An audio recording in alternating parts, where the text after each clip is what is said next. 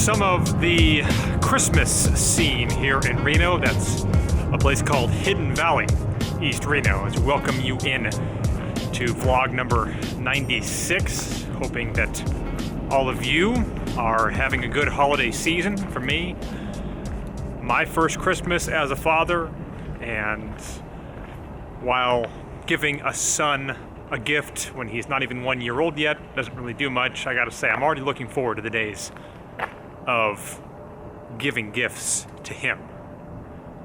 I have no desire to receive gifts, and for most other people it's kind of an obligation, but when it's your son, very much looking forward to it.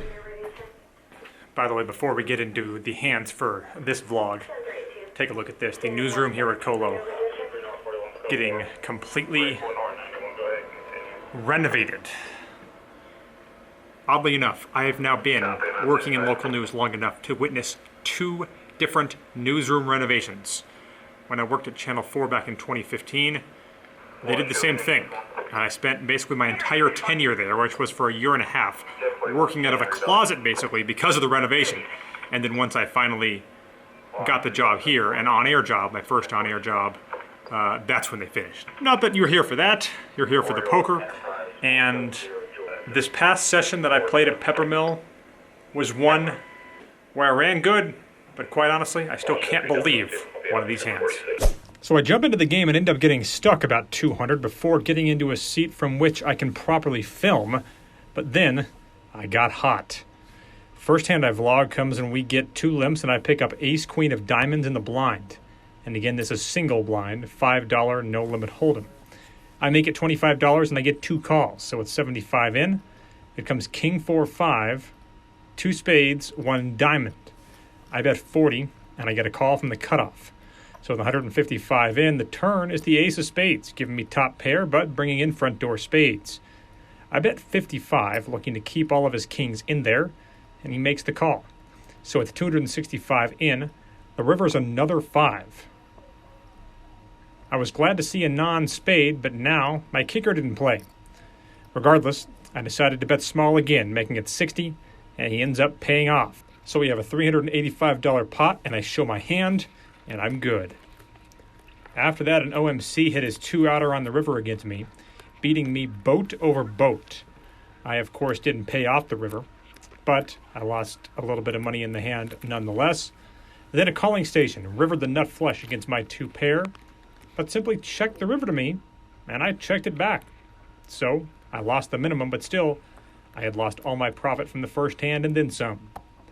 Then I make a light $15 raise under the gun with 4-5 of clubs and get 3 callers. With 60 in, the flop is queen 4 deuce with 2 hearts and nobody bets. The turn is the 5 of spades, giving me 2 pair. I bet close to full pot, making it 50. Plus 1 calls and the cutoff calls. So with 210 in, the river's an offsuit 9 and I bet 100. Plus 1 folds and the cutoff calls. So we have a $410 pot and I show my hand, and again, I'm good. I lose a few small pots and then end up picking up kings under the gun and raise to 20. I get 2 callers, so with 60 in, the flop is slightly above average, coming king, queen, 7 rainbow, giving me top set. I bet pretty small here, making it 35. The low jack folds and the big blind calls. So with 130 in, the turn is another queen, giving me top boat. He checks, and I decide to bet 50 here. Much to my delight, he then jams all in for his last $105, which obviously would be the last he'd be seeing of that money. He ended up having queen 9 of diamonds in the $340 pot that we take down. Next hand, it folds to me in the cutoff with jacks. I make it 20, and the button raises to 75. I thought about a 4-bet here, but opted just to call. So with 155 in, the flop is ace, king, 5, all clubs, and I check. The button bets 100, and with 2 overcards out there and me not having a club, I settle on a fold, which ended up being a bad one as he shows pocket 10s. Next hand, I pick up kings again, and after 2 limps, I raise to 30 and get 2 calls. With 95 in, the flop is ace, king, jack, 2 diamonds. It gets checked to me, and with middle set, I bet 50. The big blind, a local favorite who I play with more than anyone, makes the call. So with 195 in, the turn's another jack, filling me up. He checks, and I bet 80 here, looking to ensure him staying in with all of his aces. Sure enough, he makes the call. So with 255 in, the river's the 8 of spades, and he checks again.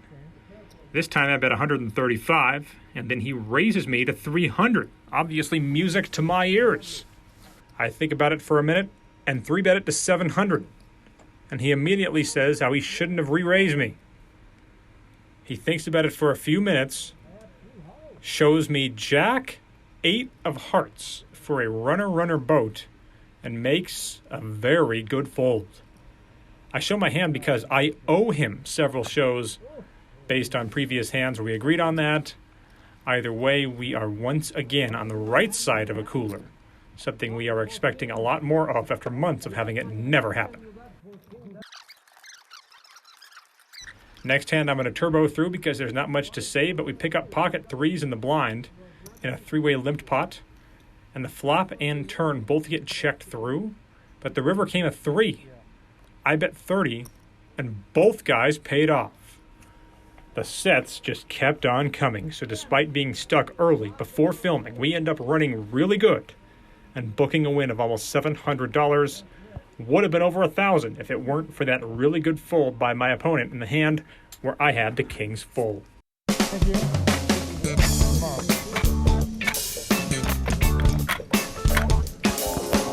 So, as you can see, I ran quite good on the session, but not as big of a win as I would have liked given how good I did manage to run.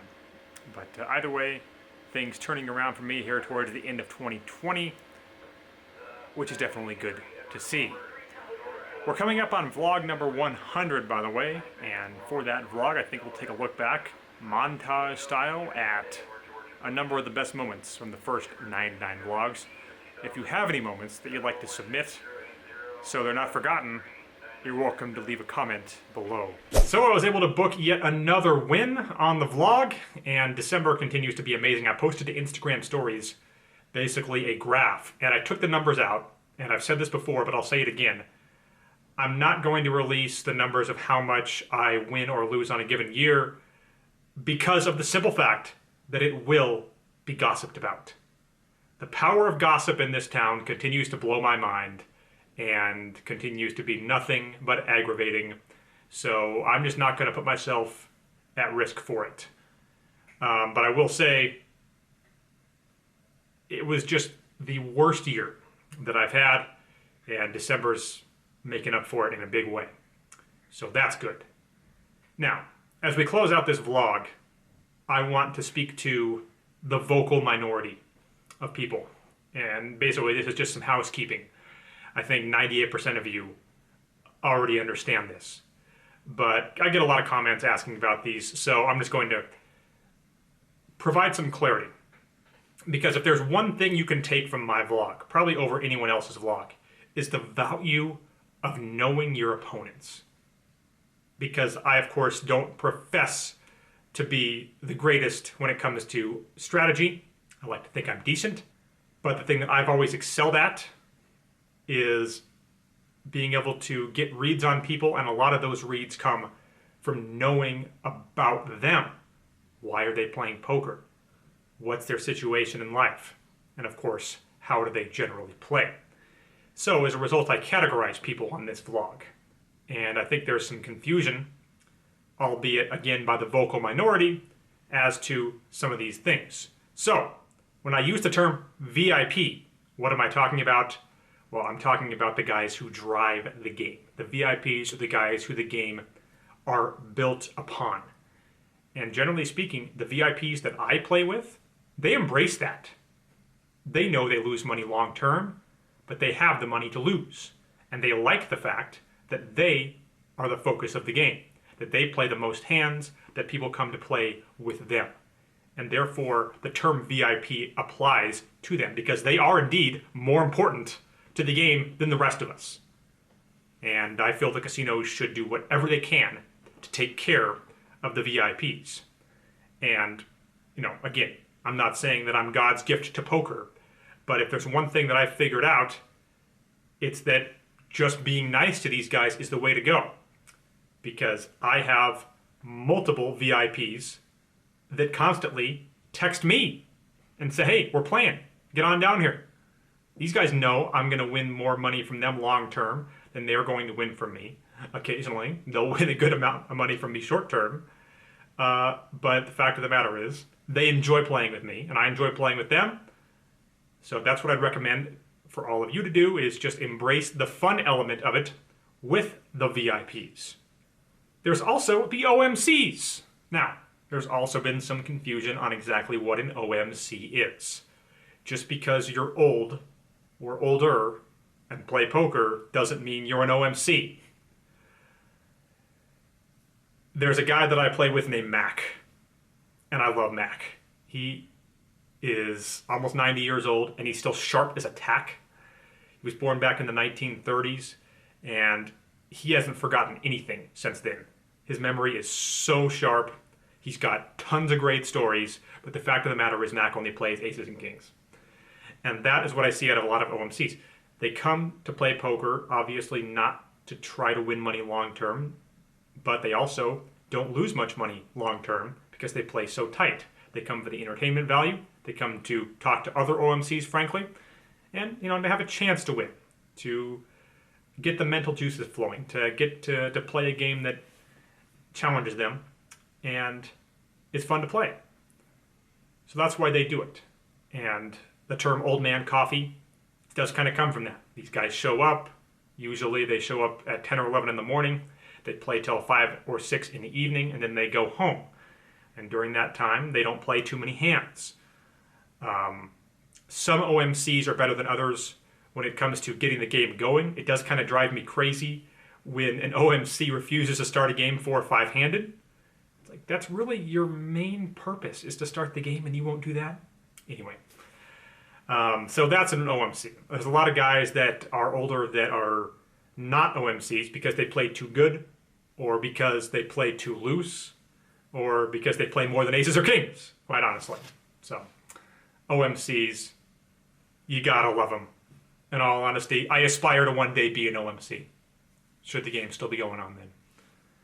And then finally, there are pros. I use the term pro a lot, and that's because, as I said before, it's important to always know your opponents. And people ask me, what do you mean by pro? And part of me thinks when they say that, they mean, oh, are you talking about a Phil Ivey? No, I'm not talking about the top 1% of 1% of professional poker players. A pro, and I'm going to be clear about this because other people could define it differently, I'm telling you I'm right. A pro is someone who makes his living playing poker. They pay their bills. They don't work a job. Does it necessarily matter how much money they make? No, because pros could have different levels of the kind of lifestyle that they live. Here in Reno, there was really only a couple of guys that I would classify as pros. There's 2 guys that play in the game really more than anyone else, and there's 2 other guys that come down from Tahoe a decent amount to play. So you have these 4 pros who I know all make their living playing poker, therefore I don't want them in my game. I happen to like all 4 of these guys, by the way. They're all real nice guys, and I can see why they've been able to make it as pros because of their skill level over the years. So you don't have to be flying around in private jets like Phil Ivey once did to be a pro. You just have to not have to work a job. Do I think that I could sustain myself as a pro if I didn't work a job? Yes. But I don't necessarily think that I'd make as much money. And again, I don't make that much working in local television. So that just speaks to the fact that the games get more difficult every year. And being a poker pro gets harder every year. And I do it as a supplementation of my income, not as my main source of income. I made less this year playing poker than I made in each of the previous 8 years. Partially due to the pandemic, partially due to run bad, partially due to making mistakes. So that is what it is, and I wanted to clarify those things while I had the chance. But again, I know that 98% of you already know all this. That'll wrap it up for us on this edition of the vlog. If you haven't already, please consider subscribing. We'll see you back here next time.